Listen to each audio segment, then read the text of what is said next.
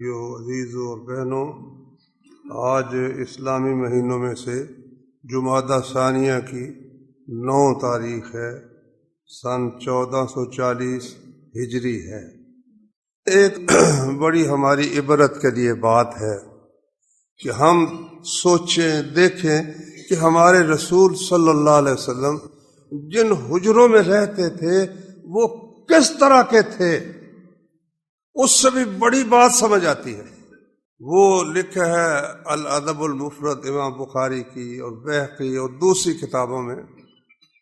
پہلے تو آپ یہ سمجھے کہ حجرے کا معنی جو لوگ کرتے ہیں نا کمرہ، یہی سمجھا جاتا ہے۔ حجرے کا معنی سمجھا جاتا ہے کمرہ، نہیں، یہ غلط ہے۔ کمرے کے لیے بیت کا لفظ آتا ہے۔ حجرہ کہتے ہیں 4 دیواری کو، یعنی چاروں طرف سے جو جگہ گھیری ہوئی ہو دیوار کے ساتھ، اس کو کہتے ہیں حجرہ۔ آگے جو تھا وہ کمرہ تھا۔ اب یہ رسول اللہ صلی اللہ علیہ وسلم کے 9 حجرے تھے، 9 مکانات تھے جن میں آپ کی بیویاں رہتی تھیں۔ تو جنہوں نے وہ مکانات دیکھے ہیں وہ بیان کرتے ہیں کہ وہ کچی اینٹوں کے بنے ہوئے مکان تھے، اور باہر جو 4 دیواری تھی وہ کھجور کی ٹہنیوں کی تھی، باڑ تھی، باڑ، دیوار شوار کوئی نہیں تھی۔ یعنی درمیان اس گھر کے اور اگلے گھر کے درمیان باڑ بنی ہوئی تھی، اور بیرونی دروازہ جو ہے گلی میں جو کھلتا تھا، وہاں جو وہ باڑ تھی کھجور کی، ان کے اوپر ٹاٹ ایک لگایا ہوا تھا تاکہ نظر اندر نہ جا سکے۔ درمیان والیوں میں کوئی ایسا اہتمام نہیں تھا۔ بیرونی جو باڑ تھی اس کے اوپر ایک کمبل لگا ہوا تھا، اور دروازے پر ایک پردہ کمبل کا پڑا رہتا تھا ان 9 گھروں میں۔ اچھا، ان کا طول و عرض بھی بیان ہوا ہے۔ وہ یہ ہے کہ آپ کا جو صحن تھا نا، دروازے سے لے کر کمرے تک کا، یہ 6 یا 7 ہاتھ تھا۔ 6 ہاتھ ہو تو 1 ہاتھ ہوتا ہے 1.5 فٹ کا، 9 فٹ یا 7 ہاتھ ہو تو 10.5 فٹ۔ یہ اتنا اس کا، یعنی دروازے سے لے کر کمرے تک کا فاصلہ بس اتنا تھا، یعنی 9 فٹ یا 10.5 فٹ، اتنا اس کا فاصلہ تھا۔ اور آگے جو کمرہ شروع ہو جاتا تھا وہ اگلی دیوار تک وہ 10 ہاتھ کا تھا، یعنی 15 فٹ اس کی لمبائی تھی۔ اور چوڑے کتنے تھے؟ صحن بھی اتنا چوڑا، آگے کمرہ بھی اتنا چوڑا تھا۔ وہ تھے کوئی 9 سے لے کر 8 سے لے کر 9 ہاتھ تک، 8 سے لے کر 9 ہاتھ تک، یعنی تقریباً 12 فٹ کے قریب چوڑائی تھی رسول اللہ صلی اللہ علیہ وسلم کے مکان کی۔ 9 یا 10، 10.5 فٹ دروازے سے کمرے تک، آگے 10 ہاتھ یعنی 15 فٹ اگلی دیوار تک، اور چوڑا کتنا تھا؟ تقریباً 12 فٹ کے قریب وہ چوڑا تھا۔ اور اونچا کتنے تھے یہ مکان؟ وہ بیان کرتے ہیں کہ اونچے اتنے تھے کہ میرا ہاتھ چھت کو لگ جاتا تھا، ہاتھ چھت کو لگ جاتا۔ پھر مسجد چھوٹی تھی، کافی بڑی تھی، لیکن پھر بڑھتی گئی۔ حضرت عمر رضی اللہ عنہ نے اس میں کچھ اضافہ کیا، پھر حضرت عثمان نے اس میں کچھ اضافہ کیا، پھر ولید بن عبد الملک کے زمانے میں مسجد کافی اس کی توسیع کی گئی۔ تو امہات المومنین کے جو مکانات تھے نا، وہ خلیفہ وقت نے خرید کرنا ان کو مسجد میں شامل کر دیا۔ اس وقت سعید بن مسیب اور جو اس وقت تابعین تھے بہت روئے کہ آج نبی کریم صلی اللہ علیہ وسلم کی جو نشانی تھی وہ نشانی مٹ گئی۔ اور ان میں سے بعض نے کہا کہ ہماری خواہش یہ تھی کہ ان مکانوں کو اسی طرح رکھا جاتا تاکہ آنے والی نسلیں دیکھتی کہ ہمارا نبی کس قسم کے مکان میں رہتا تھا۔ بلکہ نبی کریم صلی اللہ علیہ وسلم سے بات ہوئی ایک دفعہ، جی مکان، آپ نے فرمایا عریش کعریش موسیٰ، جس طرح موسیٰ علیہ السلام نے ایک چھپر میں زندگی گزار دی، اس طرح کا چھپر ہی کافی ہے۔ اور آپ نے فرمایا اللہ اکبر، بندہ جو کچھ خرچ کرتا ہے نا اس کو اجر ملتا ہے، لیکن مکان بنانے میں جتنا خرچ کرتا ہے نا وہ دنیا میں ٹھیک ہے، اس کو سہولت ملتی، اجر اس کا کوئی نہیں، وہ مٹی میں اس نے اپنے پیسے ضائع کر دیے رسول اللہ صلی اللہ علیہ وسلم نے۔ اب لوگوں کے پاس پیسے جن کے پاس زیادہ ہے وہ مٹی، بلکہ آپ نے فرمایا کہ میں نے کچھ سواریاں ہیں شیطان کی، کچھ گھر ہے شیطان کے، وہ میں نے ابھی تک نہیں دیکھے، نبی صلی اللہ علیہ وسلم نے فرمایا۔ سواریاں شیطان کی کیا ہیں کہ ایک اونٹنی یا ایک گھوڑا گھر کی ضرورت کے لیے کافی ہے، 2-3 فرد ہے وہ ایک کافی، وہ جناب فخر کے طور پر 3-3 4-4 گھوڑے رکھے ہوئے۔ آج کل گاڑی مثال کے طور پر ایک کافی ہے، اور جناب 3-4-5 گاڑیاں رکھی ہوئی ہیں، یہ ایک بیٹے کی یا دوسرے بیٹے کی، حالانکہ کام چل سکتا ہے تو پھر اس کے باوجود وہ کئی گاڑیاں رکھی ہوئی ہیں، وہ جو خالی پڑی ہیں نا صرف اپنی عمارت کے اظہار کے لیے، سمجھ لو کہ وہ گاڑی، وہ جو اونٹ ہیں، اونٹنیاں ہیں یا گھوڑے ہیں یا گاڑیاں ہیں، وہ پھر شیطان کی گاڑیاں ہی ہیں نا، بندے کے تو استعمال میں بہت کم آتی ہیں۔ اور وہ گھر کیا ہے؟ گھر کے اندر 2 آدمی رہتے ہیں، میاں بیوی ہیں، یا چلو ایک آدھ بچہ بھی ہے، اور انہوں نے مکان بنایا ہوا ہے 30-30 کمروں کا، 40-40 کمروں کا، ان کی صفائی کے لیے بھی بہت بڑا خرچ ہوتا ہے۔ اور جو باہر چلے جاتے ہیں وہ نا پھر خصوصاً کشمیر میں اور ان علاقوں میں، وہ پھر وہاں کا پیسہ یہاں ایک کوٹھی بناتے ہیں، اس میں ایک چوکیدار اور ایک کتا ہوتا ہے، کبھی آ جاتے ہیں تو اس میں وہ رہتے ہیں، کتنے ہی کمرے ہوتے ہیں وہ خالی پڑے ہوتے ہیں، بھائی کسی کو رہنے کے لیے دے دو، بھائی چلو کچھ نہ کچھ تمہیں اجر مل جائے گا، لیکن نہیں بھائی وہ خالی پڑے ہیں، بند پڑے ہیں، جب کبھی خان صاحب تشریف لائیں گے تو اس میں 1 رات یا 2 راتیں ٹھہر جائیں گے۔ ہمارے نبی صلی اللہ علیہ وسلم کا طریقہ یہ نہیں تھا۔ اچھا، کیا آپ سمجھتے ہیں کہ نبی صلی اللہ علیہ وسلم کے پاس پیسے کوئی نہیں تھے؟ جو سارا جزیرہ عرب جو فتح کیا، سارا جزیرہ عرب فتح کیا، پورے مال غنیمت میں سے 5واں حصہ نبی صلی اللہ علیہ وسلم کے اختیار میں تھا، جہاں چاہیں آپ خرچ کریں۔ مدیں ویسے آپ کو بتا دی گئی تھی کہ ذوی القربہ، قرابت داروں میں، مسکینوں میں، یتیموں میں، مسافروں میں اس کو آپ نے خرچ کرنا ہے، لیکن آپ پھر ان میں ہی خرچ کر دیتے تھے، خود ایسے ہی وقت گزار لیتے تھے۔ امام بخاری رحمۃ اللہ علیہ نے واقعہ لکھا ہے کہ حضرت عائشہ بیان کرتی ہیں کہ فاطمہ رضی اللہ تعالی عنہا خود ہی وہ چکی پر آٹا پیستی تھی، تو پیس کرنا ہاتھوں پر نشان پڑ گئے، اور پانی بھی ایک مشکیزہ اپنی پیٹھ پر اٹھا کر، جہاں کنواں ہے وہاں سے پیٹھ پر پانی اٹھا کر لاتی تھی۔ تو مشقت تو بڑی ہے نا، گھر کے بچے بھی سنبھالنے، کھانا بھی پکانا اور صفائی بھی، گھر کے بہت سے کام ہوتے ہیں، اس کے ساتھ ساتھ چکی بھی پیسنی، پانی بھی اٹھا کر لانا۔ تو وہ انہیں معلوم ہوا کہ جنگ بدر میں مال غنیمت ملا ہے بہت سا، جنگ بدر کے بعد کسی غزوے میں مال غنیمت ہے، اس میں کچھ عورتیں بھی آئی ہیں، لونڈیاں، کچھ مرد بھی ہیں۔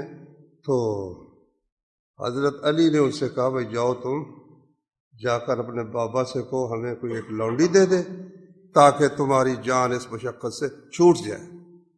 وہ گئیں، اس وقت رسول اللہ صلی اللہ علیہ وسلم گھر پر نہیں تھے، انہوں نے حضرت عائشہ رضی اللہ عنہا کو بات بتا دی کہ میں اس مقصد کے لیے آئی، یہ کہہ کر گھر واپس آ گئی۔ جب نبی کریم صلی اللہ علیہ وسلم تشریف لائے تو حضرت عائشہ رضی اللہ عنہا نے بتایا کہ یا رسول اللہ اس طرح فاطمہ آئی تھی اور یہ بات کہتے تھے۔ نبی صلی اللہ علیہ وسلم عشاء کے بعد ان کے گھر گئے، وہ دونوں میاں بیوی لیٹے ہوئے تھے، درمیان میں بیٹھ گئے۔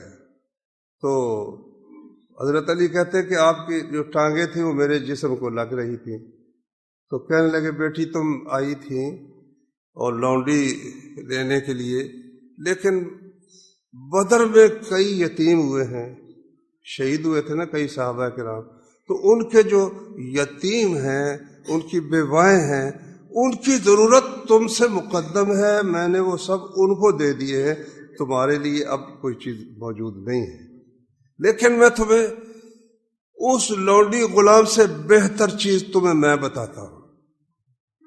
جب تم بستر پر جاؤ، سونے لگو، 33 دفعہ الحمدللہ پڑھو، 33 دفعہ سبحان اللہ پڑھو، 34 دفعہ اللہ اکبر پڑھو، یہ خادم سے تمہارے لیے بہتر ہے۔ رسول اللہ صلی اللہ علیہ وسلم نے اپنی بیٹی کے لیے یہ کچھ ہے، اور شہداء کے خاندانوں کے لیے رسول اللہ صلی اللہ علیہ وسلم نے جو بھی غنیمت کا آپ کو اختیار تھا نا، مال غنیمت جن کا جو حصہ تھا صحابہ کرام وہ تو ان کو دے دیا، جو لڑے تھے ان کو دے دیا، اور جو آپ کا حصہ تھا نا جس میں آپ کو اختیار تھا کہ اپنی بیٹی کو بھی دے سکتے تھے، اپنے کسی عزیز کو بھی دے، ذوی القربہ کا لفظ موجود ہے کہ وہ خمس ذوی القربہ کے لیے ہے، یتیموں کے لیے ہے، مسکینوں کے لیے ہے، مسافروں کے لیے ہے، تو آپ اگر اپنی بیٹی کو دیتے تو کوئی اللہ کی نافرمانی نہیں تھی، کیونکہ اللہ نے تو حق رکھ دیا نا کہ وہ جو مال غنیمت ہے،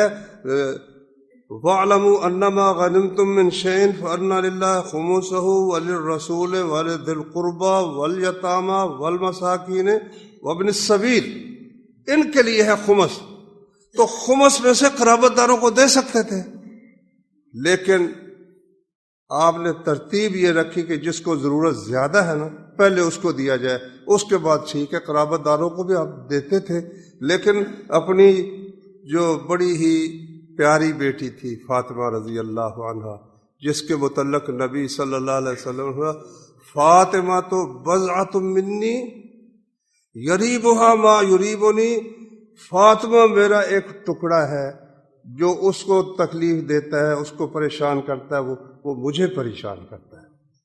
اتنی محبت کے باوجود وہ جو لونڈیاں آئیں وہ رسول اللہ صلی اللہ علیہ وسلم نے وہ بدر کے یتیموں کے گھر میں بھیج دی۔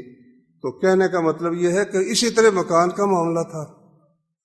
جب خیبر فتح ہوا پھر تو بڑی ہی اللہ تعالیٰ نے آسانی فرما دی رسول اللہ صلی اللہ علیہ وسلم کو، سال بھر کا خرچہ وہ دے دیتے تھے ہر بیوی کو، کھجوریں بھی دے دیتے تھے کوئی 180 من کے قریب، اور جو دے دیتے تھے 60-70 من کے، اس سے زیادہ، لیکن وہ بھی تربیت یافتہ رسول اللہ صلی اللہ علیہ وسلم کی تھیں، وہ کیا کرتی، وہ صدقہ کر دیتے۔ پھر وہی حال حضرت عائشہ رضی اللہ عنہا نے عروہ سے کہا، عروہ ان کے بھانجے ہیں، حضرت زبیر جو عشرہ مبشرہ میں سے ہیں ان کے بیٹے ہیں عروہ، صحابی نہیں ہیں تابعی ہیں، حضرت عائشہ کے بھانجے تھے، کیونکہ اسماء بنت زبیر جو ہے ان کے بیٹے تھے عروہ، تو گھر آنا جانا ہر وقت، یعنی ان سے بڑے تھے عبداللہ بن زبیر، اور عروہ بھی آنا جانا تھا ان کا بہت۔ کہنے لگی بھانجے بات یہ ہے ہم 9 بیویاں تھی رسول اللہ صلی اللہ علیہ وسلم کی، بعض اوقات ہم 3 چاند دیکھتی تھی، 3 چاند دیکھتی تھی، ہمارے گھر میں چولہا نہیں جلتا تھا 3 چاند دیکھنے تک۔ کتنے مہینے ہو گئے؟ 3 مہینے نہیں ہوئے، 2 مہینے ہوئے۔ دیکھو نا، آج چاند دیکھا، مہینے کے بعد دوسرا دیکھ لیا، مہینے کے بعد تیسرا دیکھ لیا، کتنے مہینے ہو گئے؟ 2 مہینے ہم نبی صلی اللہ علیہ وسلم کی بیویاں چاند 3 چاند دیکھتی تھیں، لیکن اتنی مدت تک بعض اوقات چولہا نہیں جلتا تھا۔ عروہ کہتے میں نے کہا کہ خالہ پھر آپ کی زندگی کیسے بسر ہوتی تھی؟ انہوں نے کہا الاسودان، ایک کھجوریں اور ایک پانی، کھجوریں اور پانی، کھجوریں کھا کر پانی پی کر وقت بسر کر لیتے تھے۔ ہاں آپ کے کچھ ہمسائے تھے انصار، ان کے دودھ والے جانور تھے، وہ کبھی کبھی دودھ بھیج دیتے تھے تو وہ ہم پی لیتی تھیں، لیکن وہ جو کھانا ہے، پکانا ہے، سالن ہے، روٹی ہے۔ فرمایا 3 دن مسلسل نبی نے کبھی گندم کی روٹی نہیں کھائی، 3 دن مسلسل کبھی بھی نبی صلی اللہ علیہ وسلم نے گندم کی روٹی نہیں کھائی۔ اور اس کی وجہ کیا تھی؟ ایک فقر ہوتا ہے اضطراری، مجبوراً فقر ہوتا ہے، مجبوراً ہے کچھ نہیں تو پھر کیا گنجی نہائے گی کیا اور نچوڑے گی کیا۔ ایک ہے کہ سب کچھ ہے، مسلمانان کہ میری کردان در شہنشاہی فقیری کردان۔ مسلمانوں کے امیر جنہوں نے امیری کی ہے، ابو بکر صدیق، عمر فاروق اور یہ جو تھے، انہوں نے بادشاہ ہوتے ہوئے فقر اختیار کیا ہے۔ یہ فقر اس کو کہتے ہیں اختیاری فقر ہے۔ حضرت ابو ذر غفاری رضی اللہ عنہ کہتے ہیں ایک دن مجھ سے رسول اللہ صلی اللہ علیہ وسلم نے فرمایا، بھائی احد پہاڑ تم نے دیکھا ہے؟ اب دیکھا ہوا تو تھا، آپ کو بھی پتا تھا دیکھا ہے، انہوں نے بھی، مدینے کے رہنے والے کو بلا پہاڑ کا پتہ نہیں۔ تو آپ نے جب یہ سوال کیا تھا تم نے احد پہاڑ دیکھا ہے، میں نے یہ سوچا کہ آپ مجھے کسی کام کے لیے بھیجنا چاہتے ہیں۔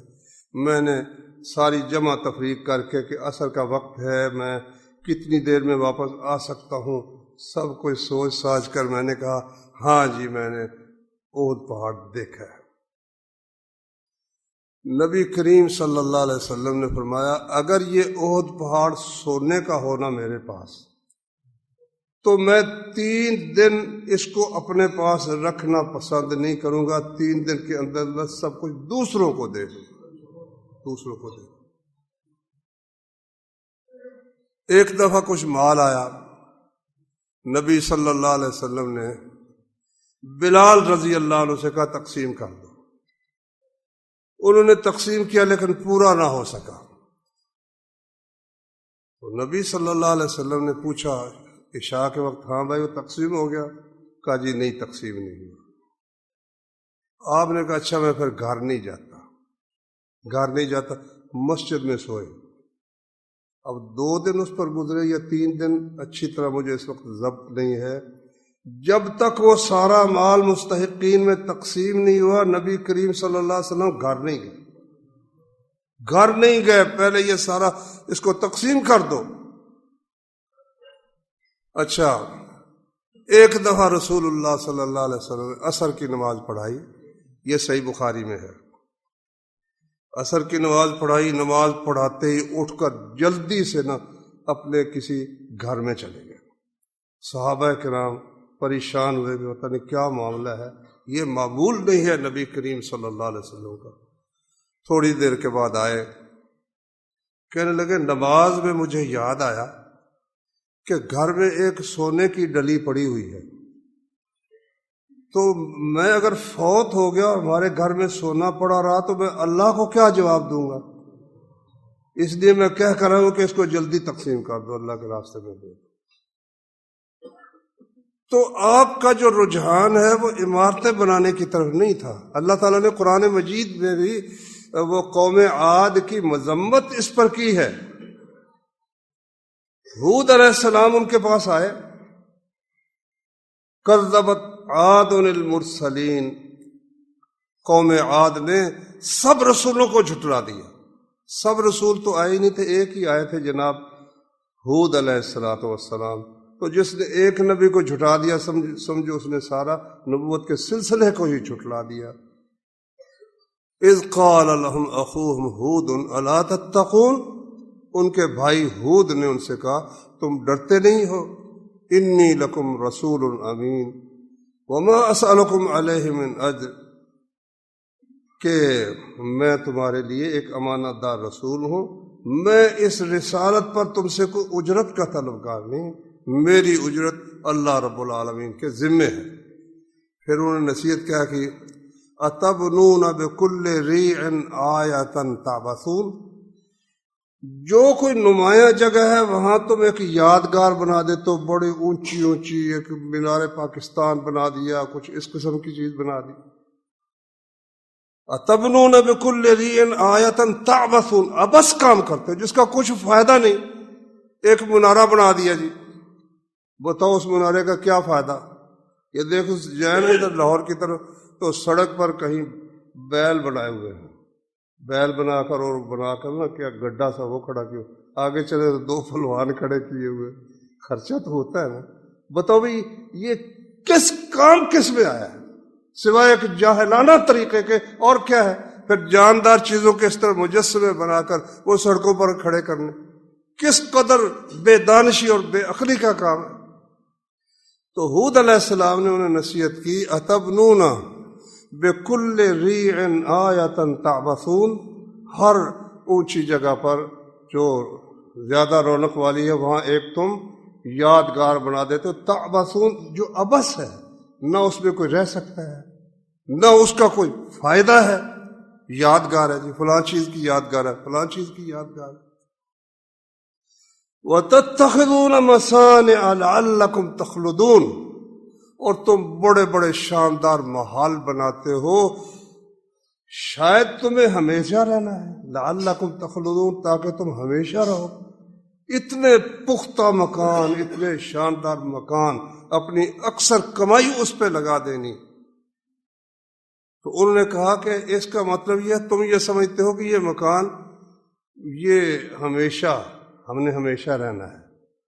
جس کو علم ہے کہ میں نے ہمیشہ نہیں رہنا، وہ اس جھنجھٹ میں کب پڑتا ہے؟ ادھار لے کر بھی لگا رہا ہے، لوگوں سے حلال مال بھی لے رہا ہے، حرام بھی اس پہ صرف کر رہا ہے۔ نبی صلی اللہ علیہ وسلم اور پہلے انبیاء کا یہ طریقہ تو نہیں تھا نا۔ تو بات چلی تھی نبی کریم صلی اللہ علیہ وسلم کے حجروں سے۔ نبی کریم صلی اللہ علیہ وسلم نے جن مکانوں میں زندگی گزاری، 9 بیویاں ہیں اللہ کے رسول اللہ صلی اللہ علیہ وسلم، اور اضطراری نہیں، مجبوری کا فخر نہیں ہے، جو ملتا ہے وہ تقسیم کر دیتے ہیں رسول اللہ صلی اللہ علیہ وسلم۔ زمین آئی ہزاروں میل کے حساب سے، جزیرہ عرب جو فتح ہو گیا تو سینکڑوں ہزاروں میل، وہ ساری اس میں سے 5واں حصہ رسول کریم صلی اللہ علیہ وسلم کا، اور جو بغیر لڑائی کے فتح ہوئی تھی وہ سارا ہی رسول اللہ صلی اللہ علیہ وسلم، سارا کچھ ہی صدقہ کر دیا، سارا کچھ ہی صدقہ کر دیا۔ تو جس دن فوت ہوئے نبی کریم صلی اللہ علیہ وسلم، اس وقت کیا حال تھا؟ حضرت عائشہ کہتی ہیں کہ ہم نے اس رات اپنے چراغ میں تیل ہمسایوں سے مانگ کر ڈالا تھا، اور آپ کے گھر میں کھانے کے لیے، پکانے کے لیے آٹا نہیں تھا، تو آپ نے وفات سے کچھ دن پہلے ایک یہودی سے 30 ٹوپے، 60 کلو کہہ لو، تقریباً 1.5 من کلوؤں کا، یہ ادھار لیا تھا، اور اپنی زرہ اس کے پاس گروی رکھی تھی نبی کریم صلی اللہ علیہ وسلم۔ یہ ہے بھائیو ہمارے نبی صلی اللہ علیہ وآلہ وسلم کے حجرے جن میں آپ رہتے تھے۔ تو ہمیں بھی اپنے احوال پر کچھ سوچنا چاہیے کہ اللہ نے ہمیں جو دیا ہے اس میں کتنا حصہ ہم خرچ کرتے ہیں، وہ ہے ہمارا مال، سمجھ لو۔ جو ہم نے اللہ کے راستے میں خرچ کر دیا، یا اپنی اور اپنے بچوں کے کھانے پینے ضروریات پر خرچ کیا اس لیے کہ ہم اس کے ذمہ دار ہیں، اس کا بھی ہمیں انشاءاللہ اجر ملے گا۔ تو اس کے بعد ہم جو اپنے پاس جمع کرتے ہیں اور جو اللہ کے راستے میں خرچ کرتے ہیں، اس کا ذرا آپ نسبت نکال لو کہ کتنا دیتے۔ کئی کہتے ہیں جی مولوی صاحب زکوٰۃ نکالے نا تو لاکھوں بن جاتی ہے، تو جب دیتے تو دل کو ہول پڑتا ہے، 40واں حصہ دینے پر ہول پڑتا ہے، اور 39 حصے گھر میں رکھنے پر ہول شول کوئی نہیں پڑتا۔ یہ تو ایک مسلمان ہونے کے لیے یہ تو شرط ہے نا، اس کے بغیر تو بندہ مسلمان ہی نہیں ہوتا 40ویں حصے کے بغیر۔ اور مسلمانوں نے کیا کر لیا؟ عید میلاد پر خرچہ کر دیا، بتیاں جلا دی جناب، روشنی کر دی، اور کسی بزرگ کی قبر پر جا کر دیگیں چڑھا دی، نہ بیٹی کو اس کا حصہ دیا، نہ عشر ادا کیا، نہ زکوٰۃ ادا کی، لیکن اس قسم ختم پر بہت سے پیسے لٹا دیے، جو اللہ کی جناب میں بجائے راضی ہونے کے ناراض ہونے کا سبب ہے، کیونکہ وہ اللہ کے نبی صلی اللہ علیہ وسلم کا طریقہ نہیں ہے۔ تو یہاں یہ آیت آئی ہے نبی صلی اللہ علیہ وسلم کے ادب کے لیے۔ یہاں ایک اور بات کی طرف بھی توجہ کی ضرورت ہے۔ مکان اب جو بنائے جاتے ہیں نا، جو ہندو بناتے تھے، میں نے ان کے کچھ مکان دیکھے ہیں پنڈی میں، ایک سال میں وہاں رہا تھا۔ وہ جناب اتنے مضبوط دروازے کے اندر پھر ایک اچھی موٹی لکڑی وہ بھی لگائی جاتی تھی کہ کوئی اندر آ ہی نہ سکے۔ اس کے باوجود اب بھی بڑی بڑی کوٹھیاں ہیں، بینکوں کو لوٹ کر لے جاتے ہیں، کوٹھیوں کو لوٹ کر لے جاتے ہیں۔ نبی کریم صلی اللہ علیہ وسلم کی کوئی دیوار نہیں ہے اینٹوں پکی اینٹوں کی، نہ پکا دروازہ ہے۔ اللہ کا قانون اس بات کا ضامن ہے کہ آپ دروازے کھلے رکھ کر سو جائیں، آپ کے مال اور آپ کی عزت و آبرو کی طرف کوئی آنکھ اٹھا کر نہیں دیکھ سکتا، مگر ہمارے حکمرانوں کو سمجھ نہیں آتی۔ اخبار دیکھو نا، روزانہ باقاعدہ ایک خبر کا حصہ یہ ہوتا ہے کہ فلاں جگہ زبردستی لڑکے سے بد پھیلی ہوئی، فلاں عورت سے بد پھیلی، ایک حصہ تو یہ ہوتا ہے، ایک حصہ مدت سے پورا ایک لمبا کالم، ایک یا دو، لاہور میں فلاں جگہ ڈاکو اتنا لے گئے، فلاں جگہ چور اتنا لے گئے۔ کیا زندگی بھائیو، کسی کو یہ اعتبار ہی نہیں کہ میرا بیٹا گھر سے نکلا تو واپس آئے گا یا نہیں آئے گا۔ اس کا بھی کچھ نہ کچھ ہمیں اللہ کے رسول صلی اللہ علیہ وسلم نے جو امن قائم کیا اللہ کی حدود کے ذریعے سے، وہ اہتمام کرنا چاہیے۔ اللہ تعالیٰ سمجھنے کی، عمل کرنے کی توفیق